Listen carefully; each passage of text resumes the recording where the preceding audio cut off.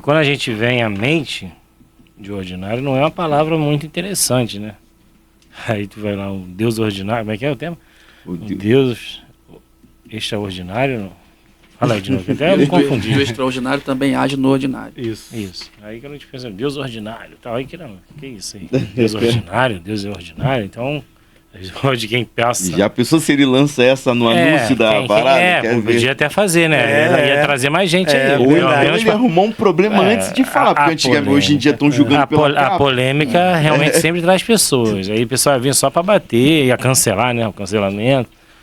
Mas é interessante, cara, assim, porque, como o Rodrigo falou, Daniel, você também, a questão mais ordinária, você pegar nesse sentido, é a questão mesmo de Deus, né? Que ele se fez carne e habitou entre nós. Se você pegar a história de Jesus, né?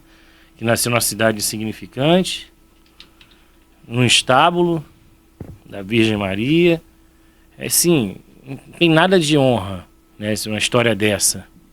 Tanto que os judeus geralmente têm essa dificuldade. Não tem nada de extraordinário nisso. Tanto que o judeu tem muita dificuldade de acreditar, porque eles esperavam um rei, né? Esperava que o Messias viria para tirar eles lá das mãos dos romanos, né? E aí Deus, ele se fez homem, habitou entre nós, começou a estar com pessoas simples, pessoas que eram geralmente excluídas, pessoas que eram maltratadas, o leproso, que quando estava com a lepra dele tinha que ser jogado para fora do arraial, e começou a quebrar paradigmas, né? E aí a gente vê que quem começou a perseguir o próprio Cristo foram os religiosos, porque começou a incomodar, porque o religioso é aquele cara que acha que vive uma vida super santa, pelo menos na aparência, né?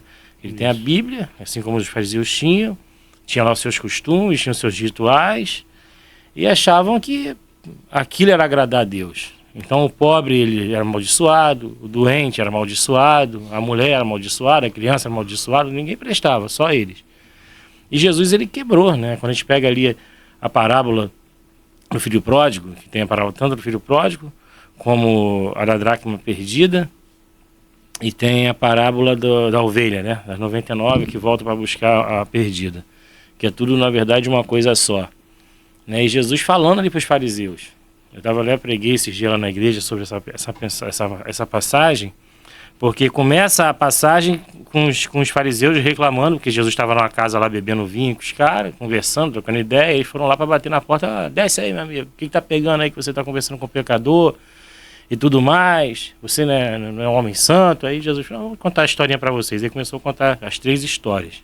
E o interessante é que a história, quando termina lá no filho bom, né, entre aspas, porque a gente pega a história do filho pródigo, a gente só acha que o muquirana foi o cara que pegou a grana e saiu no mundo para gastar, mas ali a palavra diz que os 2 receberam o dinheiro. Então ali o pai repartiu os bens dele para os 2. Então o filho mais velho, que poderia ter batido de frente com o filho mais novo, não, cara, tá doido, o papai tá vivo, você tá querendo pegar o dinheiro dele? Não, ele ficou quietinho, pegou a grana, o irmão que sai por pilantra na frente de todo mundo, e ele ainda tentou ser o bonzão, né, no final. E a história, ela termina meio que inacabada, né, porque a gente não sabe se ele entrou dentro de casa para curtir lá a festa do irmão, porque quando ele voltou, que viu aquela festa, ele ficou revoltado. Pô, você nunca me deu um boi para curtir com meus amigos, agora esse teu filho que gastou tudo volta e você faz festa. E ali a gente não sabe o que aconteceu, né, se eles entraram ou não, ou se ele entrou ou não, porque justamente volta, aí Jesus termina a história e volta para os fariseus que estavam lá com ele. Então provavelmente não entrou, né? O filho mais velho não entrou, porque o filho mais velho era o fariseu, que estavam lá questionando a Jesus por que ele estava comendo com os pobres, por que ele estava comendo lá com os pecadores. Então essa questão realmente é uma coisa necessária para a gente estar falando, para o cristão ele entender que Deus realmente é nas coisas simples, né? Então a gente às vezes fica muito preocupado com os rituais, fica muito preocupado com os templos, com a questão das músicas, né? Muito preocupado com a veste bonita, né? No caso, como se fosse uma peça de teatro, né? Uma máscara, e esquece de ser quem a gente verdadeiramente é.